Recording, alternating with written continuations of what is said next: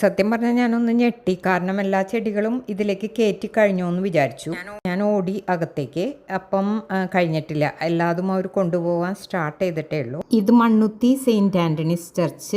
എല്ലാ വർഷവും national rose garden ആണ് ഇവിടെ ഈ ഓഫറിംഗ് പോലെ ഈ ഫ്ലവർ അറേഞ്ച്മെൻറ്റ്സ് ചെയ്യാറ്. ഇപ്രാവശ്യം പ്ലാന്റ്സ് വെച്ചിട്ടാണ് ബ്രോമിലിയാർഡിൽ പൊതിഞ്ഞ് നിൽക്കുന്ന അന്തോണീസ്പൂണിൻ്റെ ഒപ്പം നിന്ന് എനിക്കൊരു ഫോട്ടോ എടുക്കണമെന്ന് തോന്നി. പക്ഷെ അത് എടുക്കാനുള്ള ആളെ അപ്പം തന്നെ കണ്ടുപിടിച്ചു.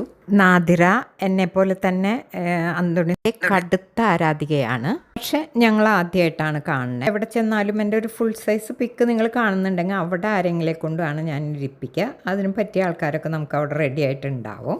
ഇതിൻ്റെ കണക്കുകളൊന്നും ഇപ്പോൾ തൽക്കാലം ഒരുപാട് പേരും പേപ്പേഴ്സിലൊക്കെ വായിച്ച് കാണും. ആന്തൂറിയംസ്, അതുപോലെ തന്നെ പോയിൻസെറ്റിയ, കലാഞ്ചിയോസ്, ഇത് ബ്രോമിലിയാഡ്സ്, ഇത്തരം ചെടികൾ മാത്രമാണ് അധികമായിട്ടും ഉപയോഗിച്ചിരിക്കുന്നത്.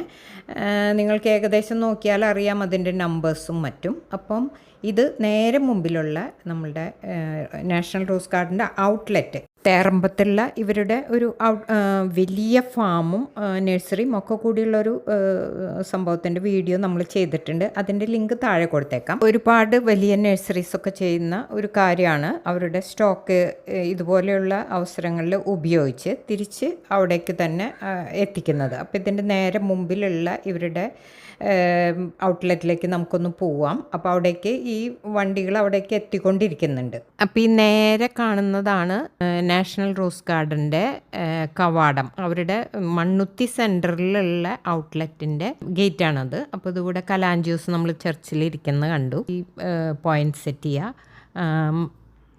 അപ്പോൾ ഇതിൻ്റെ ഒക്കെ പ്രൈസുകൾ നിങ്ങൾക്ക് കാണാം. അവരവിടെ സ്റ്റാൻഡിലിട്ട് വെച്ചിട്ടുണ്ട്. പോയിൻസെറ്റിയയുടെ പ്രൈസ് ഇപ്പോൾ കണ്ടു. അപ്പം ഇവരെയൊക്കെ നമ്മൾ പള്ളിയിൽ കണ്ട ആൾക്കാരാണ്. നാഷണൽ റോസ് ഗാർഡൻ ഇതുകൊണ്ട് എന്താ ഗുണം എന്ന് ചോദിച്ചു കഴിഞ്ഞാൽ എനിക്കറിയില്ല. എന്തായാലും നമ്മുടെ ഡേവിസ് ചെർമലച്ചന് ഇവിടുത്തെ വികാരിയാണ് അദ്ദേഹത്തിന് എന്തെങ്കിലും ഗുണം കാണും.